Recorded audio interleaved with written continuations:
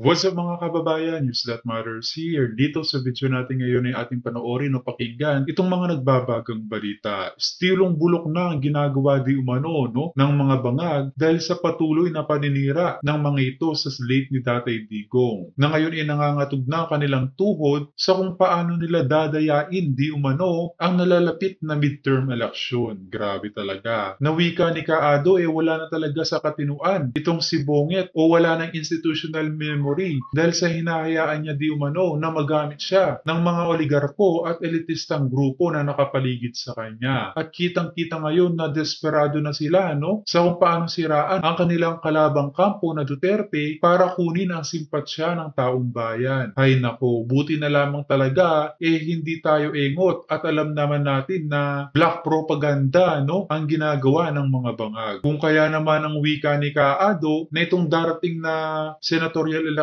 mga kababayan napaka-critical sa kung anong magiging resulta ng impeachment dito kay VP Sara. Natuluyan na ba itong maaalis sa kanyang posisyon at madidisqualify na nang hindi na makahabol sa pagka-presidente sa taong 2028 o mananatili sa kanyang posisyon sa pagka-vice presidente at may chance pa na manalo sa pagka-pangulo. Kaya't maging matalino tayo sa pagboto mga kababayan. Pero bago ang lahat huwag niyo po sana kalimutan mag-like at subscribe para updated ka sa mga uploads ko araw-araw. At yun na nga mga kababayan, ngayon bali-balita na sarado na ang pintuan ng China at Amerika sa atin dahil sa pagiging balimbing nitong si Bonget na noong nakaraan lamang inaangasan niya itong China dahil sa paniniwala niya na mananalo ang kanyang amo na nasa Amerika na si Biden at Harris sa pagka-presidente. Pero masyadong naging complacent ito dahil ang ending ang nanalo nga itong si Trump na ayaw naman sa kanya at mas gusto itong si Tatay Digong. Naku naman po. Paano ba yan, Bonget? Inaayawan ka na ng mga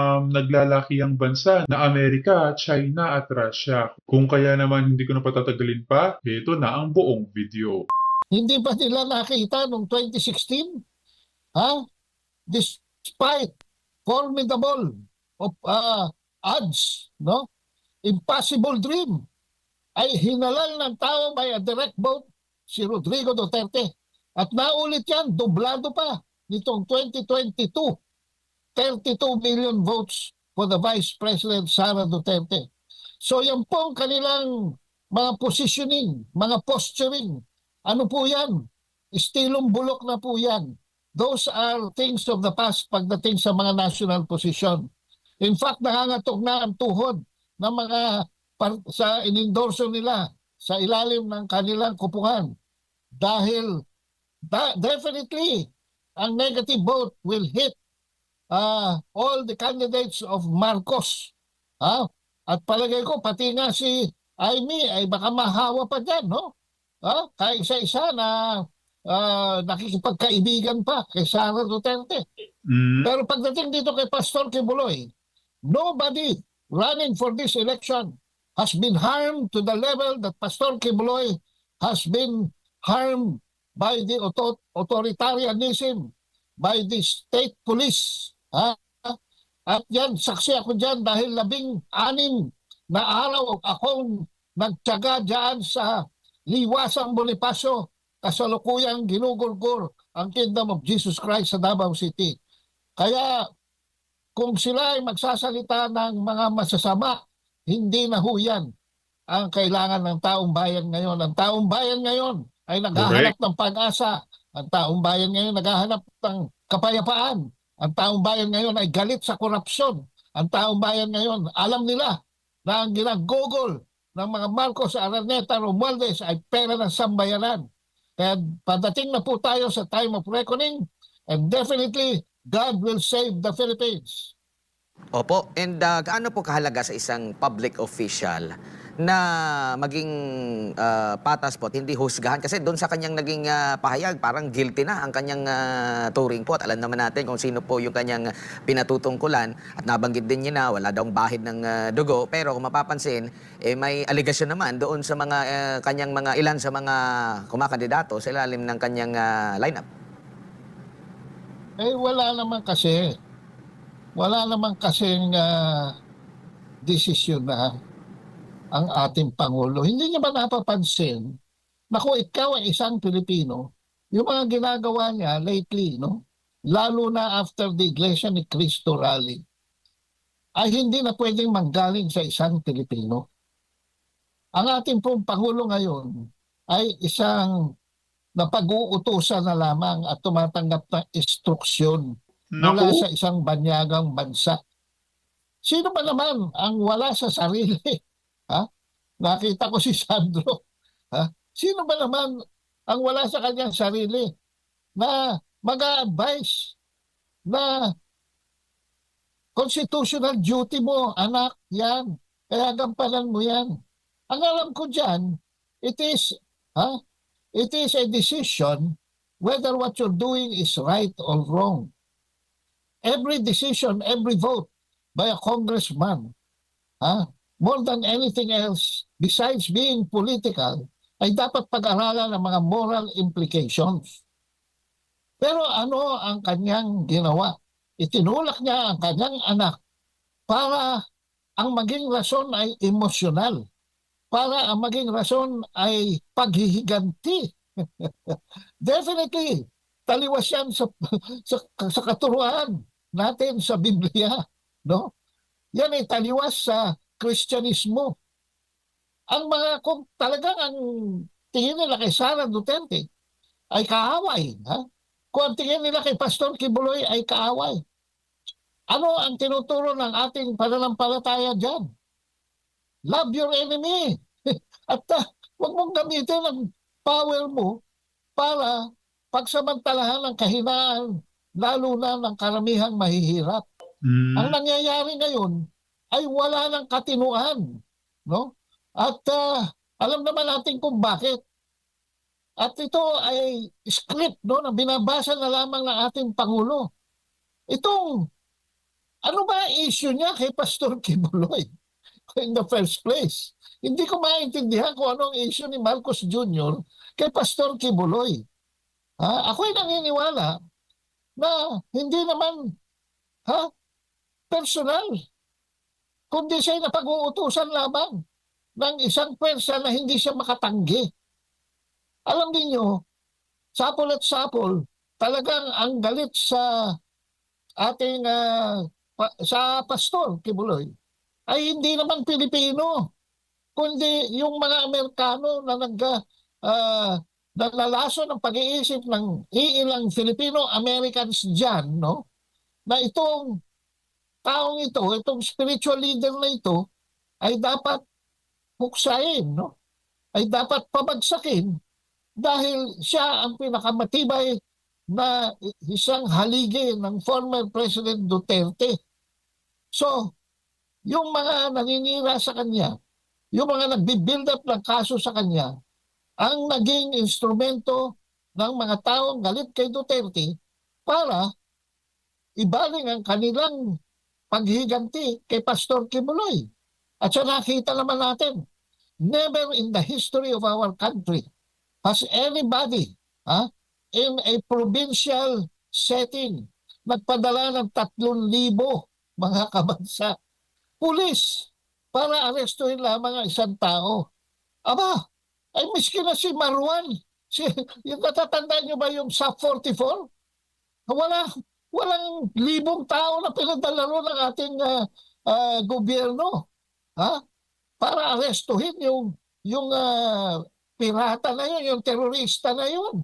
Pero dito, Pastor Mangnaturan, 3,000 pulis na ginutom pa ng gobyerno ang nagtatawid pa para painumin, para pakainin, pameriendahin yung mga pulis. Yung mga citizens pa ng Davao, isang tunay na kahihiyan.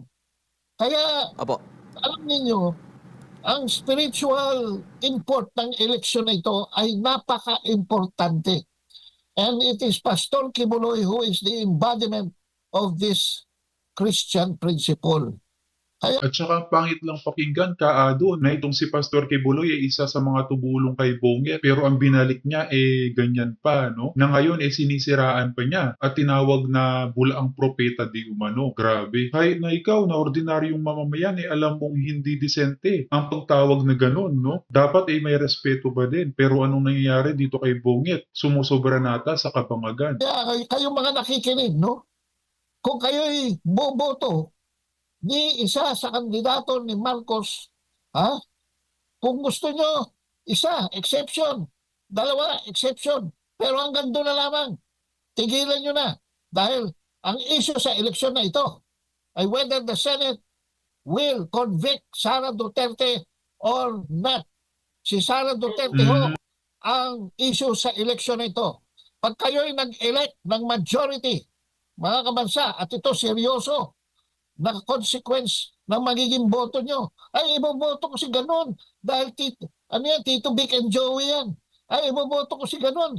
Dahil yan si Lito Lapid ay matinik na artista, iboboto ko yan. Dahil itong boksingerong ito ay talaga namang kabaon ng bansa. Iboboto ko ito dahil dito na nagsusumbong ang tao sa mga magkakapatid na gustong magtayo ng sarili ng dinastiya sa Senado. Tulfo. Pagka ganyan na naging reasoning ninyo, kayo, taong bayan, ang nag-impeach kay Sara Duterte. Kailangan ho, habang hindi pa nadidesisyonan kung ano ang patakaran ng Senate Tribunal para sa trial ni Sara Duterte, na magkaroon tayo ng mayoriya. Opo. Ng malaking mayoriya sa Senado. Opo, bago lang si partner MJ Kaado, no? Nabanggit niya sa isang panayam sa kanya during campaign noong 2022 presidential elections. Nabanggit niya, and I quote, ni Marcos Jr., "I do not believe and I do not indulge in negative campaigning." Itong mga banggit niya, itong mga binanggit niya sa kahapon sa kick-off, kumbaga ito ba ay nagpapakita na sa kanyang tunay na kulay na yung mga salita niya noon ay kumbaga parang wala siyang paninindigan, taliwas talaga yung kanyang nagiging pag-uugali, Kado? Si Presidente Marcos Jr. ay tumalikod na sa kanyang mga dating prinsipyo. Alam niyo ba na kaibigan namin yan, ni Kamentong, kaibigan namin yan. Nagmi-meeting kami dyan nung nadaya siya ni Leni Robredo. In fact, ang pruweba ko niyan, 3 Pasko, nagpapadala siya sa amin ng isang bayong ng mga produkto na galing sa Ilocos Norte. Nagugulat nga ako, nalalaman yung address ko . Kaibigan ho namin si Bongbong Marcos. Kinampanya ho namin si Bongbong Marcos noong 2016. Ang ticket po na dinala namin noon, Duterte Marcos. Kinampanya namin sa pagkapangulo. Ang ticket na dinala namin, Marcos Duterte. Ang pinagtataka namin ay, of course, after the elections, nabudol tayo. Alam naman natin, nabudol-budol tayong lahat. At kami lalong nagulat pagdating ng, tandaan nyo itong date na ito, February 2, 2023. Yan po ang araw na napirmahan ang 4 additional sites sa Enhanced Defense Cooperation Agreement. Yan ho ang 180-degree turn ni Marcos Jr. sa kanyang mga prinsipyo. Mula ho noong February 2, hindi na ho niya naisip ang kapakanan ng sambayanang Pilipino. Bakit ko nasabi yun? Ang una niyang tinalikuran, bukod sa mga supporters niya, mga kabansa, ay ang economic aid na dapat manggaling sa China to the tune of 23 billion US dollars. Yan po sa accommodation na ginawa niya sa mga Amerikano ay hindi na ho makapasok sa Pilipinas. In fact, anong pruweba ko niyan? Ang pinakasimpleng pruweba ko niyan ay wala pa po sa 10% ng Chinese tourists ang nakarating sa Pilipinas mula noong February 2, 2023. From 2017 to 2019, ang total Chinese tourists po na nakarating sa atin dito na nagdala ng $1,000 bawat isa at nag-empleyo ng 2 Pilipino sa bawat isa sa kanila ay 4 million. 4 million. 1 million in 2017, 1.3 million in 2018, and finally 1.7 million ng 2019. Last year po, 267,000 lamang ang tourist na nakapasok mula sa China. Bakit? Ay kinutahan ho ni Marcos Jr. So kung kayo'y nagugutom mga kabansa, kung ang bansang ito ay hindi makaharap sa inflation, kayo ho ang unang binasura nitong Pangulong ito. Sa madaling salita mga kababayan, ganyan kainggit, no? Itong mga bangag dito kay PRRD na pati ang mga tao o sino man na inclined sa kanila, kamukha ng China, pilit nilang ginagawa ng masamang kwento o figura sa utak ng Pilipino. Grabe talaga. Buti na lamang hindi tayo engot na kaya ginawa lamang ni Tatay Digong na maging kaibigan ng China para magkaroon ng kapayapaan ang ating mangingisda sa paglaot nila sa dagat, na di tulad ngayon na hindi na nga makapanglaot pa ng maayos ang ating mangisda, nagtatapang-tapangan pa itong si Bungit na kala mo kaya niyo makipaggyera. Wala na ho itong pakialam kung hindi makipagsayaw sa isang banyagang bansa. At kung ano na lamang ang sabihin sa kanya, yun na lamang ang kanyang gagawin. Mapapansin niyo mga kabansa, na wala na sa sariling katinuan. Ha? Can you imagine? Hindi niya alam yung reenacted budget. Ang gusto raw natin ay shutdown ng government.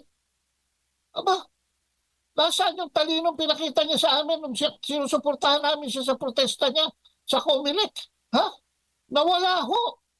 Ibang-iba ito Parang may sapi, no? Parang nasapian lang kung ano. Wala na hong institutional memory itong presidente natin, Agmar. Kaya wag na kayong umasa of any signs of consistency. This president and his family is in a state of panic. Desperado na ho sila dahil miskin anong gawin nila, it seems they can no longer win the hearts and minds of the Filipino. And this is not because of any force destabilizing them. They have succeeded in destabilizing their own rule because of their corruption, because of their abuse, and because of their malgovernance. Yan ho, wala na hong institutional memory akong makita rito kay Bongbong Marcos Jr. Po, Sir Ado, si MJ po ito. Sir, gano'ng kalaking issue yung 2025 BICAM report para po sa administrasyon at sa kanilang ticket sa paparating na eleksyon? Dahil pagbabasahin po yung komento ng taong bayan, yun po ang paulit-ulit nilang challenge bukod po doon sa hamon na magpa-hair follicle test ang presidente. Well, sabi ko nga, they are in a state of panic. Kaya nakita nyo yung mga reaction nila, paranoia na. It's really not coming anymore from any rhyme or reason. Dito kasi, checkmate sila rito sa blank check na ginawa nila. At akala nila, yung constitutionality lamang ang tutumbukin ng mga nagmamahal sa bayan. Katatawag lamang sa akin ni Noy de la Peña ng Pampanga at pinagmamalaki niya sa akin na isa pala siya sa mga pumirma sa petition sa Supreme Court tungkol dito sa 2025 budget. Alam nyo, ang mawawala sa atin dito sa 2025 budget dahil most probably ito ay ma-re-enact sa 2024 is about 620 billion pesos. 620 billion pesos. Ang ating bansa ngayon ay naharap sa isang krisis na baka masahol pa ang dagok kaysa sa COVID-19. Bakit? Dahil 10,000 miles away may mga nangyayari din po, no? Na katulad ng epekto ng reenacted budget ay magre-reduce ng halos lampas sa $250 milyong dahil po binuwag na ni US President Trump ang USAID tulad yun sa atin of over $300 million at rinis po ang military aid. O ayan, kayo, mga sundalo. Ewan ko kung meron pa kayong hihintayin mula sa Amerika. Frozen yung $184 million. So pag binuo mo yan, sa US aid pa lamang at sa military frozen, freezing, lampas na yan ang kalahating bilyong dolyares. Wala pa, pinag-aaralan pa ni Elon Musk itong National Endowment for Democracy, which is the regime change mechanism of the neoconservative wing, the deep state, and the military-industrial complex in America. Baka umabot sa $1 bilyong ang mawawala sa Pilipinas coming from the United States. Now, where are we going to get that? Samantalang ang pinto sa China ay nakasara. Sinaran ho ng mga Amerikano. At sinusunod yan ni Marcos Jr. So we are in for some big... Yan ang napapala ng pagiging balimbing ni Bonget, mga kababayan. Ngayon sarado na ang dalawang bansa sa atin, no? Ang Amerika at ang China. Masyadong naging complacent pagdating dito kay Biden. Nga na ngayong nauupo itong si Trump at ayaw naman ni Trump sa kanya. Dahil mas gusto nga si PRRD, wala siyang magawa. Hay nako. Ang apektado dito ay ang mga kasundaluhan natin. Kaya sa mga men in uniform natin dyan, mag-isip-isip na kayo. Ayokong sabihin, but big trouble, no? Kaya po mga kabansa, and in a few months, in a few weeks, mararamdaman na po natin yan. Si Secretary Kiko Chu Laurel ay naghugas na ng kamay. Tumawag na ng rice emergency dahil wala na talagang pag-asa sa ating agricultural sector. Dahil blangkado ho sila lahat doon. So, saan dudulog ang ating bansa? Saan tayo huhugot? Baka mamaya mag-boycott pa yung mga OFW at bawasan ang padala nila. At baka magkaroon tayo ng currency crisis. The economic situation of our country as we speak right now is very precarious. Very precarious. We are treading dangerous grounds economically. Well, God forbid, for the sake of the poor Filipino people, ako ay nagdarasal, no? Na wag naman sanang matuloy at magkaroon naman sana ng light at the end of the tunnel.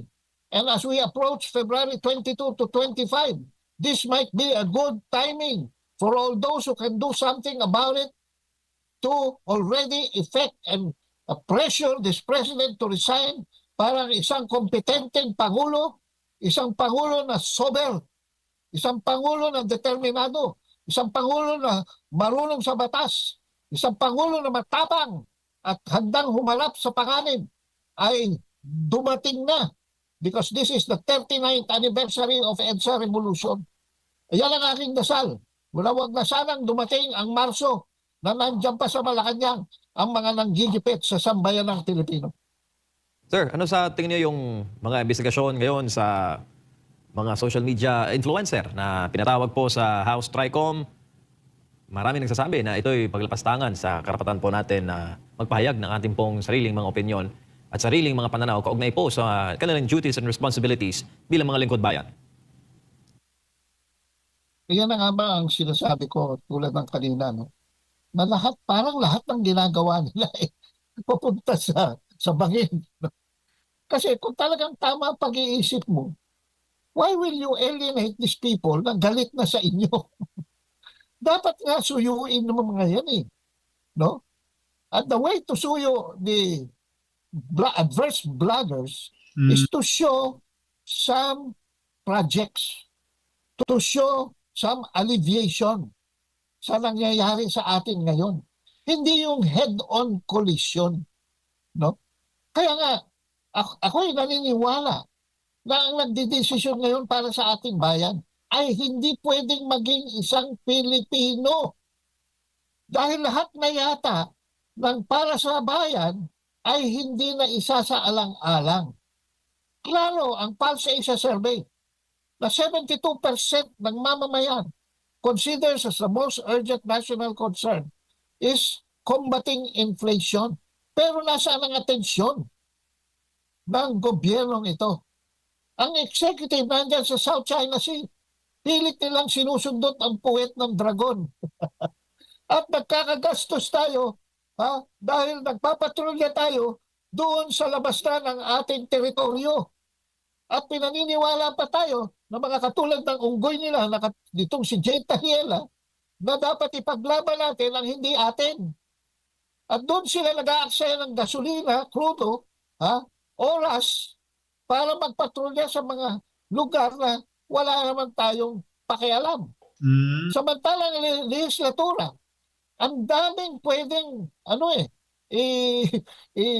ilimbag na batas.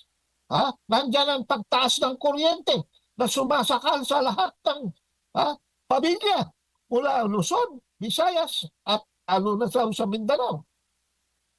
Nandiyan ang issue ng food security.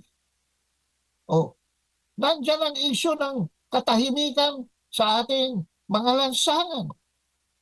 Aba, ay bakit hindi yan ang inaasikaso? At puro pamimersonal ang ginagawa ng administrasyong ito. Correct.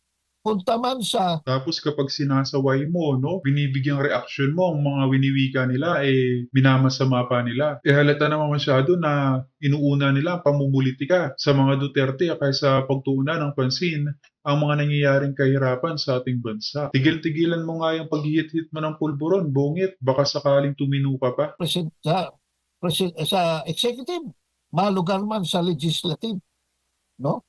Hindi naman niya pwede sabihin na wala siyang pakialam sa Congress Kalokohan yan.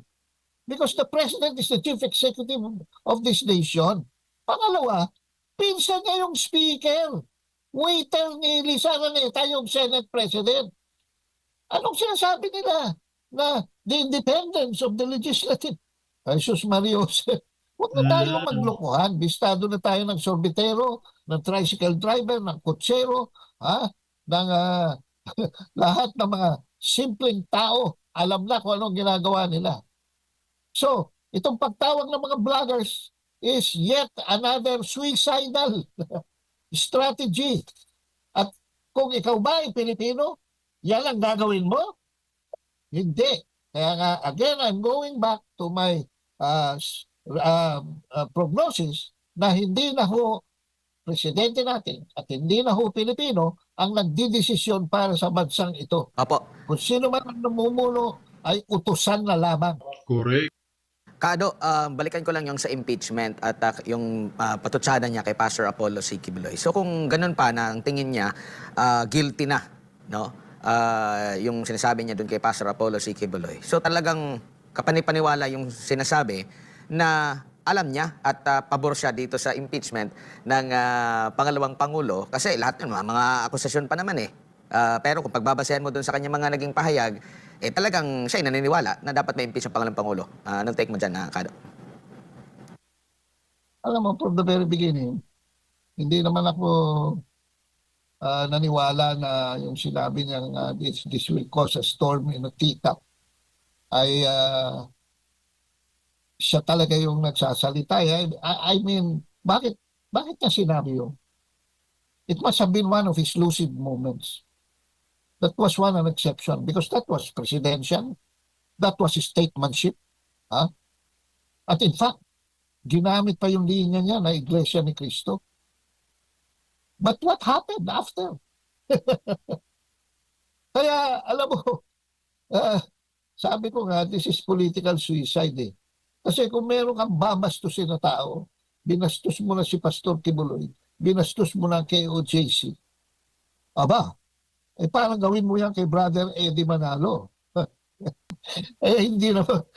Yan ang sinasabi ko Kung ikaw kung anong desisyon Pilipino, Correct. alam na tumahimik na lang dapat, di ba? Pero hindi. Binaliktad niya yung yung prinsipyo ng binitawan niya before January 13. Last week, kausap ko isang grupo ng, last Monday pala.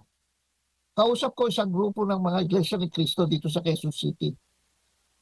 Iba ang aming topic, pero siyempre, napunta na dyan sa topic na yan. 6 sila ng mga iglesia at saka meron sila mga pinangahawakan ng mga pwesto. Nabanggit yan na pumunta doon sa, anong feeling nyo ba bilang Iglesia ni Cristo dito sa nangyayari ngayon nang bumaliktad ang Pangulo ukol sa hangad ninyo na magkaroon ng kapayapaan at para bang ginagatungan pa niya ngayon at para bang siya ang gustong maging campaign manager ng administration ticket.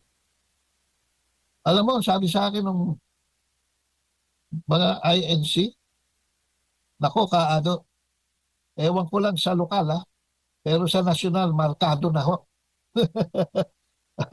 Of course, hindi kami magsasalita ng tapos dahil wala pa hong leye, sabi, ang aming pamunuan.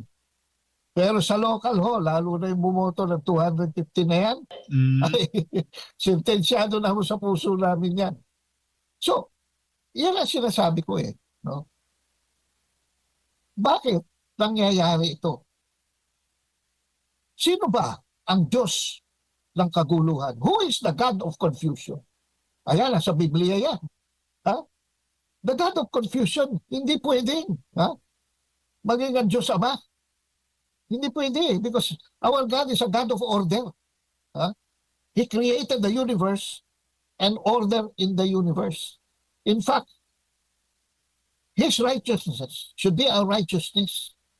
And righteousness presupposes order in your life. That you lead a life that leads you to a path of righteousness. Wika nga ng taong bayan, mas masahol pa sa demonyo itong administrasyong ito na kahit ang impyerno hindi i-welcome itong si Bungit dahil sa kabangagan nila. Pero itong mga ito, confusion, evil deeds, yung mga ginagawa nila sa mga resource person sa Senado at saka sa Kamara, unbelievable Hindi ako makapaniwala na may mga tao, yung isa pastor pa, pastor pa, that people will be capable of these evil deeds. But in Revelations, nandoon yan At I'm bringing this up kasi si Pastor Kibuloy ang ating main topic today. And I cannot shy away from spirituality. Ang sino mang may spirituality, ang sino mang may sense of morality, ang sino mang may konsyensya, ay hindi gagawin itong mga kabaligtunan na ginagawa nila. At yun na nga mga kababayan, narinig natin itong mga maanghang na salita ni Kaado dito sa bangag na administrasyon. As always mga kababayan, kita na lang ulit tayo sa ating next vlog. Huwag niyo po sana kalimutang mag-like at subscribe para updated ka sa mga uploads ko araw-araw. Maraming po salamat mga kababayan, ingat and God bless.